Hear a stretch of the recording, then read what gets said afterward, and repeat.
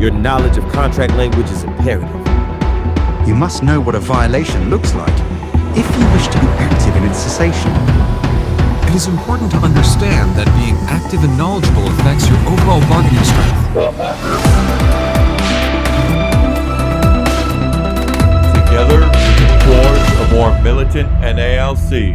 Good morning, letter carriers, and welcome back to Parcels of Knowledge, the podcast dedicated to delivering knowledge to the city letter carrier, with your host, the Roseville Wrecking Ball. Man, it's been 8 days since the last podcast. Feels like a decade. But I'm glad to be back.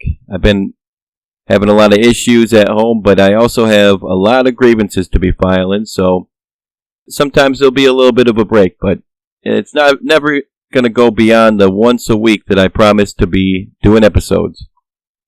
Today, we have another Article 8 episode ahead of us. But first, I would like to mention, if you have any burning questions for either non-establishment candidate running for NALC president this upcoming election, I'll be having both Cariff and Henry on in September separately. And you can submit questions to be asked at either the Parcels of Knowledge Facebook, shoot me a message, or give me a comment if you want, or to my email, rosevillewreckingball@yahoo.com. I'll be putting this in the episode description. Also, it was good to hear The Tallest Snail is back, and that's a podcast by a letter carrier as well. I saw that I got a shout out. I appreciate that. The hot topic lately has been pivots, and you know how much I hate pivoting.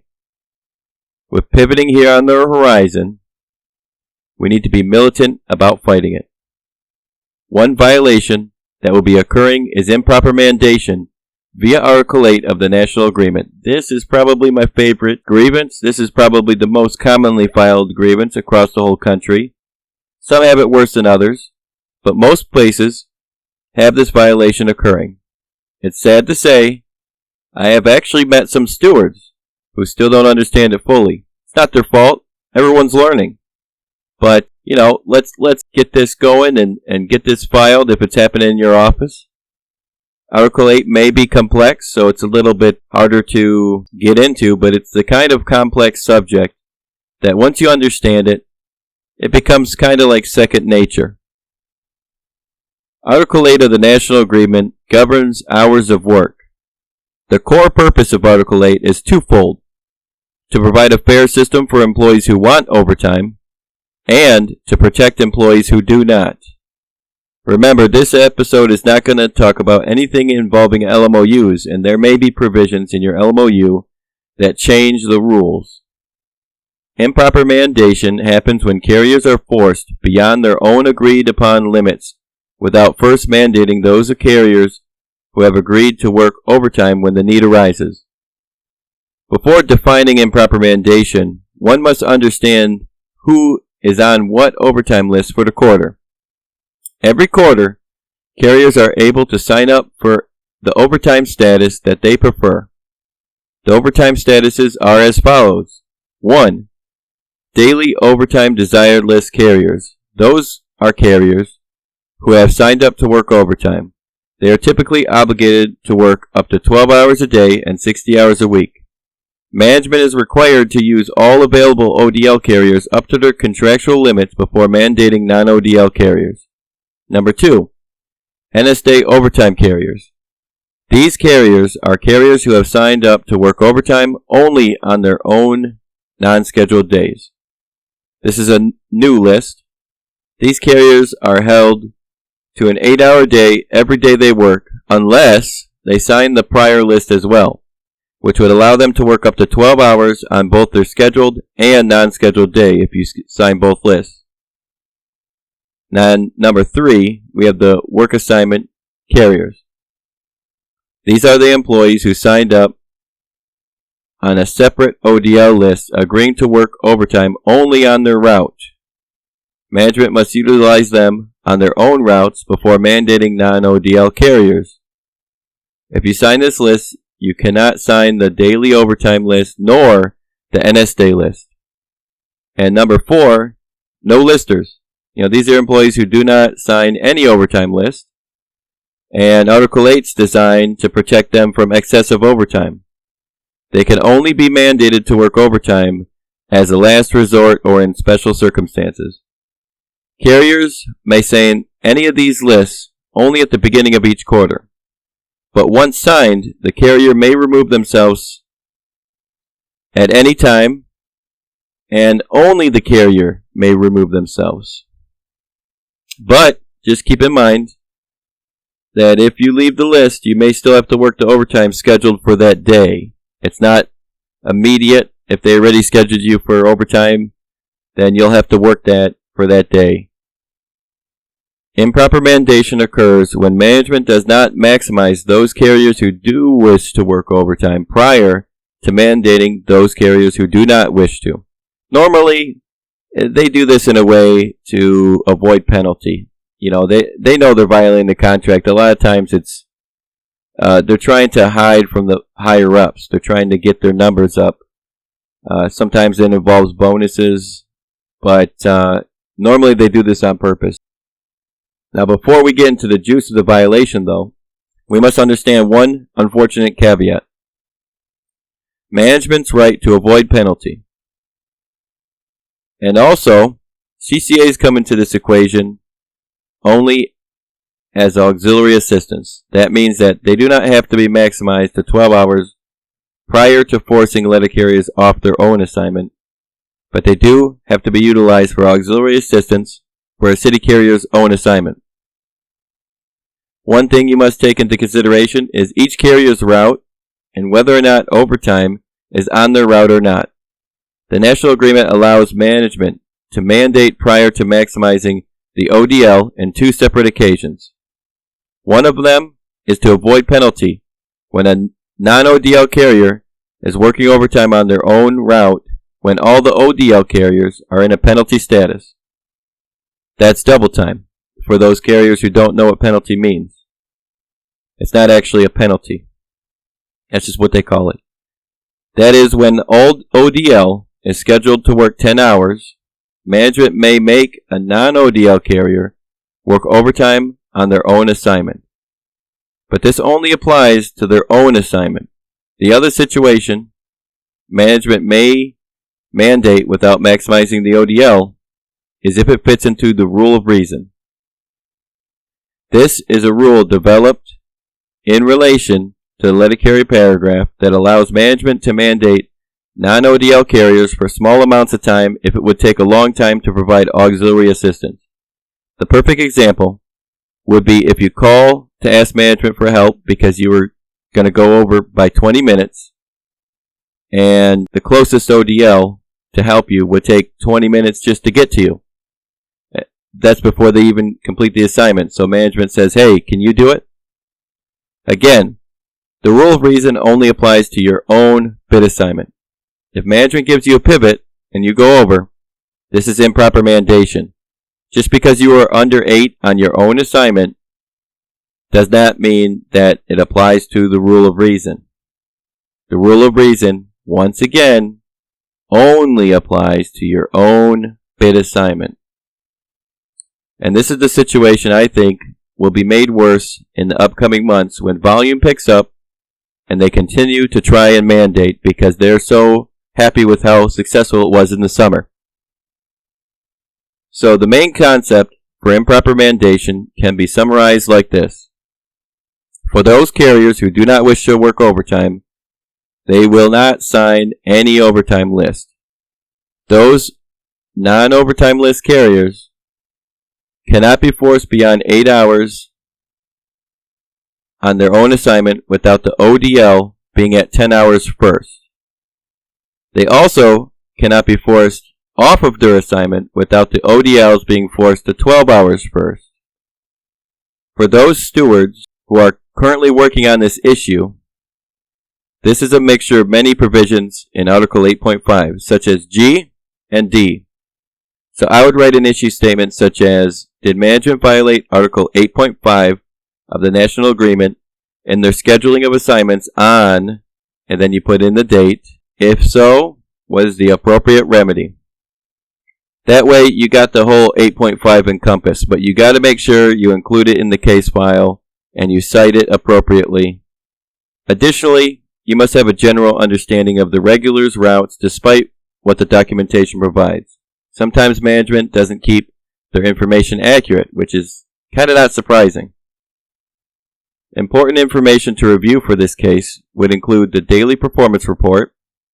This report shows which people were on which routes, but keep in mind it is subject to human error in a couple different ways. As far as I understand, it requires management to input information and to correct information. Sometimes I would see a carrier's extra show up as 0 hours, but their name would still come up on the route for the splits. This means the carrier did not switch. Carriers, this highlights the importance of proper timekeeping. There are carriers that do not ever switch, and they think that it's fine, but just keep in mind that you're hurting our ability to investigate and prove cases. If this is the case for you, their name showing up on the route shows management credited them to that particular split that day. What I do is I use the GPS breadcrumbs to determine what time they did their first delivery and last within the route to get a general estimate of how long it took. Also interview the carrier and see what they think it took. This doesn't validate the GPS bullshit because you are using a multitude of data to determine something, not GPS alone. Additional reports that may be useful is the hours analysis report and, of course, the golden standard, the employee everything report. What's going to happen with all this pivoting is management will try and use an excuse to escape their own accountability like the snakes they are. They will attempt to sign carriers' pivots, something that really isn't covered much under our agreements or our handbooks, so it's kind of relatively new to most carriers. For this reason, I have seen carriers not think to engage their own reporting requirements when it's going to go over 8 hours. Here, you can't use common sense because management really doesn't have any. I don't know if you know that, but you should get used to knowing that. And just because you told them in the morning, hey, I don't think I can take it, doesn't mean we can document that. So this is inappropriate. And management will attempt to use this as an out for their own accountability. Carriers, one thing we must always do is follow the 3996 when you are under the understanding in the morning that you will be going over 8 hours. You should fill out one every time you are going to pivot unless you seriously think you have undertime.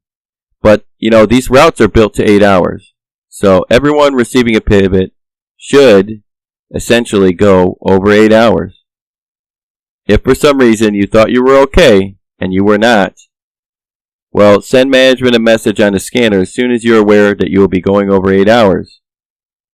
This will help us be more militant when it comes to building the best case file possible for this mandation nonsense. Also, always retain a copy of your 96 and of the text messages you send on the scanner. More specifically, I prefer to take a picture of my 96 because let's say we go into an interview and they say, hey, on such and such date, did you turn in a 96? And they think you didn't. Well, you can pull it up on your phone based on the date. So you just scroll through your images to that particular date and you can find out whether or not you turned in a 96. That's why I like it better. It's faster in the morning. Not that you need to go faster, but, I think it's just the most relevant way of documenting your 96. And it makes it easy to send to a steward because let's say the steward needs it to prove their case. Well, you already got a picture of it. You don't got to physically even be there to give it to them.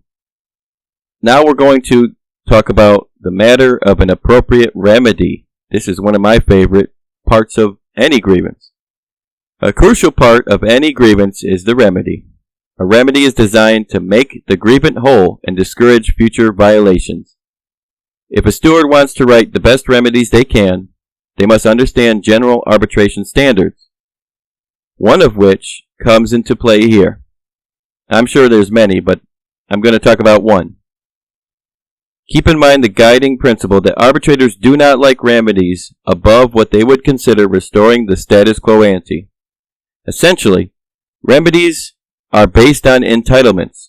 If you're not entitled to something, you cannot have it because it would be considered a windfall. They will only give you remedies for things that you are entitled to. At least the first time around, it's not warranted an additional remedy. Of course, our contract allows for escalated remedies when it becomes especially egregious. Now keep in mind, that's unusual. Arbitrators are taught when they go through these programs that that's inappropriate.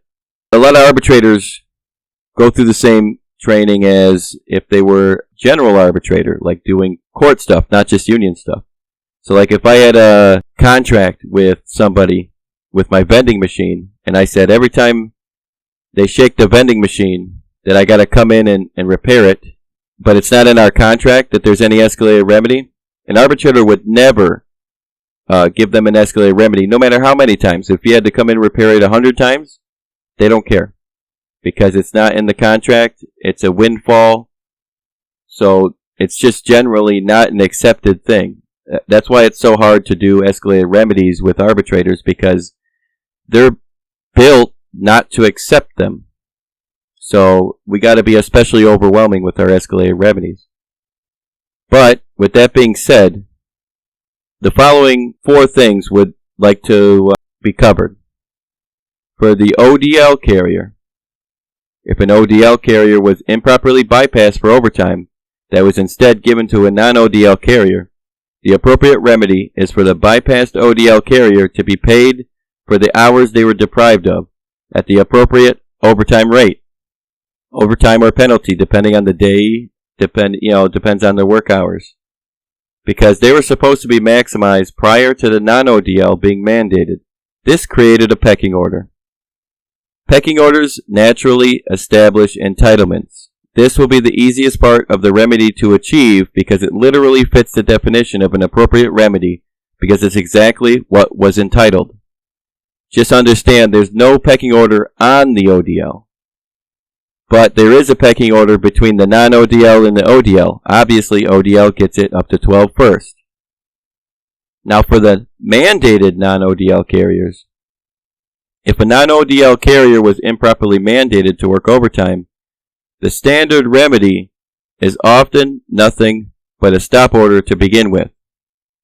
Somehow, usually when it's escalated, it escalates into a paid remedy. For example, usually starts out as either a lump sum or a 50% premium for every click worked improperly mandated, and goes up from there.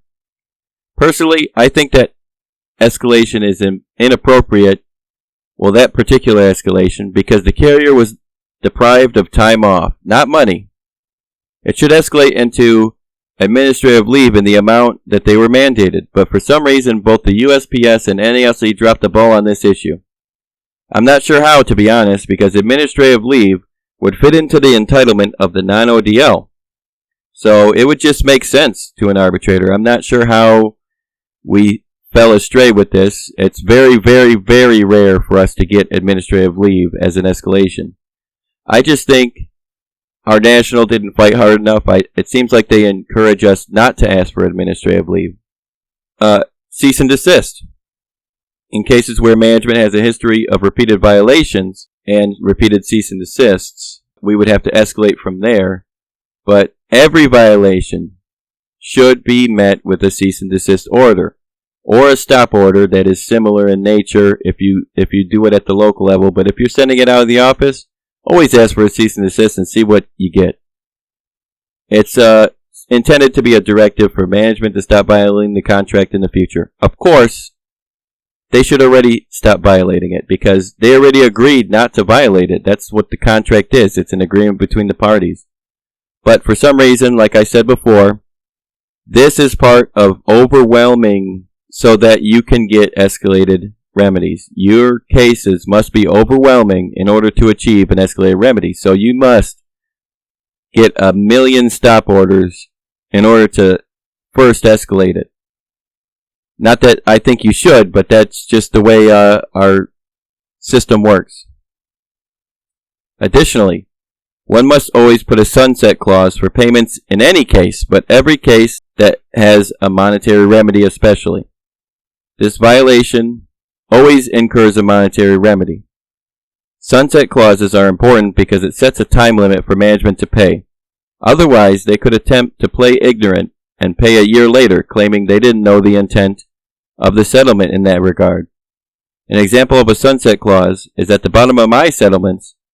My last item is always, the awards associated with this settlement will be rendered as soon as administratively possible, but no later than 30 days after the settlement date, and that management will give the steward of record receipt upon input into GATS. That way, when they don't do that, which they probably won't if they're anything like most management, you can hold them to it, because they agreed that it would be done within 30 days. Improper mandation is a huge issue and has been for decades. This is not new. I'm probably preaching to the choir. Some installations have large escalations, such as 350% premium for the non-ODL. I'm currently escalated this 100% myself. This took 3 escalations. We went from, 4. Went from cease and desist to 50% to 75%, which was awful because management had a hard time calculating it because it's not an option in gas. And then we went to 100%. But this pivoting is proving to be an opportunity to escalate once again because apparently they do not think that 100% is enough of an incentive to stop violating. They did for a year or so. We only had maybe a couple once a month or so. But now that this pivoting is here, it's back to business as usual. By being diligent about these issues, we can ensure that management follows the rules, or the carriers get rich if they don't. The last year I got my last escalation, we paid out $30,000 on this issue specifically. And this about wraps it up for this episode. Don't forget, if you have questions for either presidential candidate Cariff or Henry, you could submit those questions to me either by email, rosevillebreakingball@yahoo.com, or by the Parcels of Knowledge Facebook. You can either comment on something or you can send it by message. But hopefully you learned something valuable today. And as always, have a good day. Brothers and sisters, this guy is good, man. He's fucking good. And my boy Joshua, he killed it. Man, he's lockstep right now. He's killing it.